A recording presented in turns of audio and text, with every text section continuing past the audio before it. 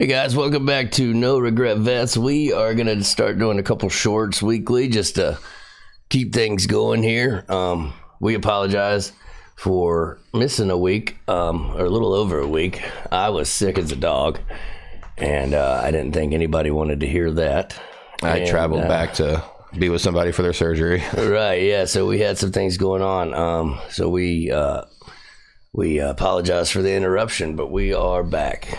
And as I said, we are learning as we go, so bear with us here on this. So what's this day's short? I like the idea that we came up with earlier as the forgiveness, not only for yourself, but for others. Right.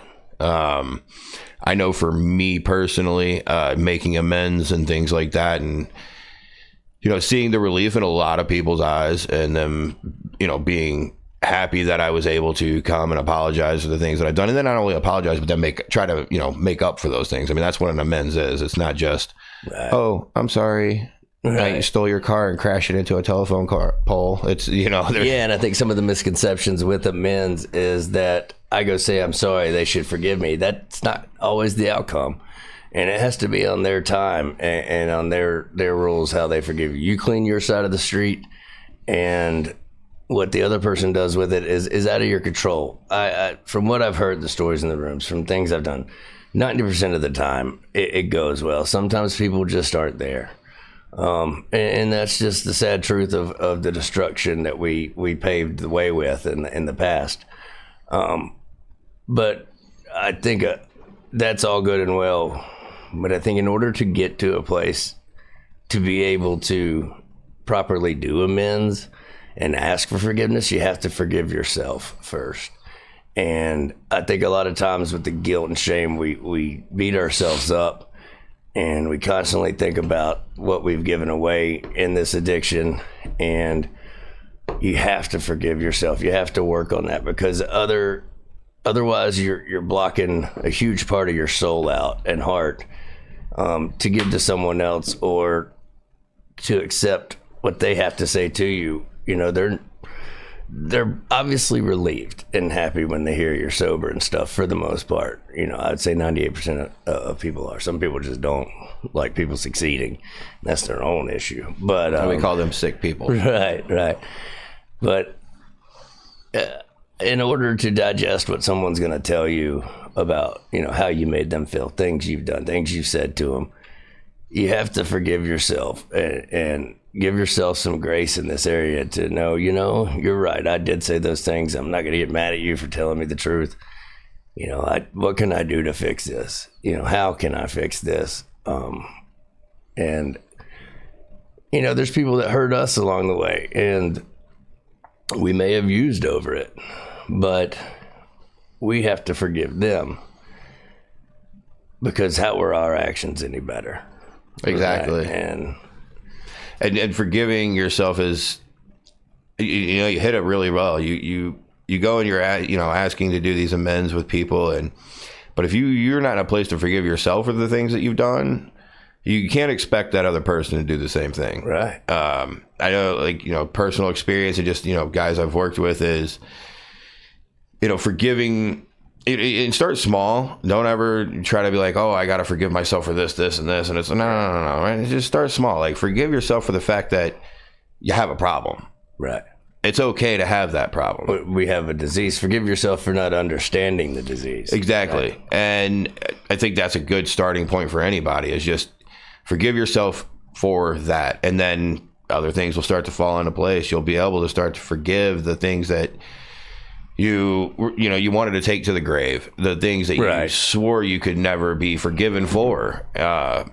And I know where I am with my higher power. He says, with sincerity, if you do it, when you ask for forgiveness, it's gone and it's over. So that part is almost easier, than asking forgiveness from someone here on earth who's not in a higher power, complex of life. They don't always see it that way. So you got to forgive yourself, so that when maybe there is rejection there of asking for forgiveness and stuff, and it doesn't come the way you think or were hoping, that you can handle it and it doesn't spiral you backwards. I know the guilt and shame of a lot of stuff I did kept me in addiction, because I just didn't want to feel. I didn't want to feel what I had done and just numb it. And it absolutely, of course, made nothing better.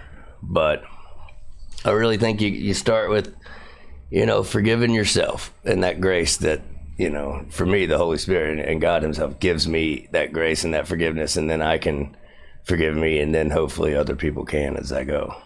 Exactly. There's times I have to, me and you joke around about it outside of here, is, sometimes I have to tell myself, hey, self. Yeah, hey, self. It's okay.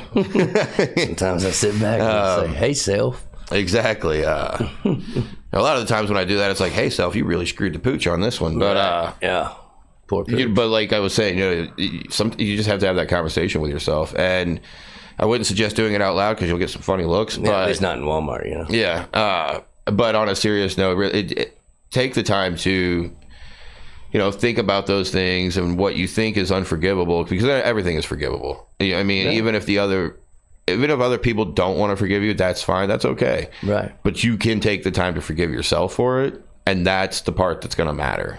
That's going to be the part that keeps you sober. Society has become so judgmental. I would say even down to our judicial system on a lot of things that keep people in a spiral regarding forgiveness. But now I'm not saying that a murderer should be let out on the streets or anything. They should, you got to pay your debt to society.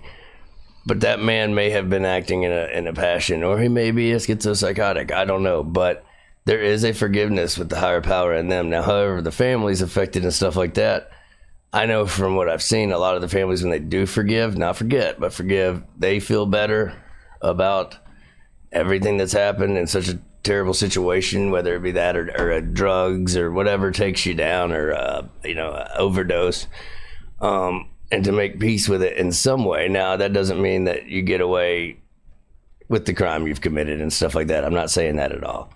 But to carry things around and let them eat you alive, or to try to invoke justice yourself on any situation, 9 times out of 10 is going to lead you down a dark hole.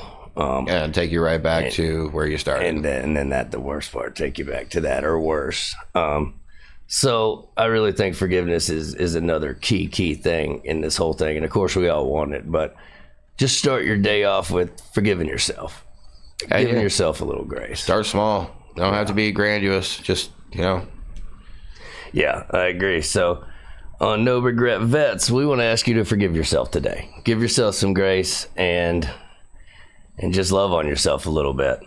So if you need any help, as we always do, the program we work for here called Palm Beach Gardens Recovery, you can call them at 561-716-9150, or you can reach out to us on our YouTube channel or our Facebook page, No Regret Vets, and we will get you steered in the right direction, or just talk to you, conversate with you, or hear your stories.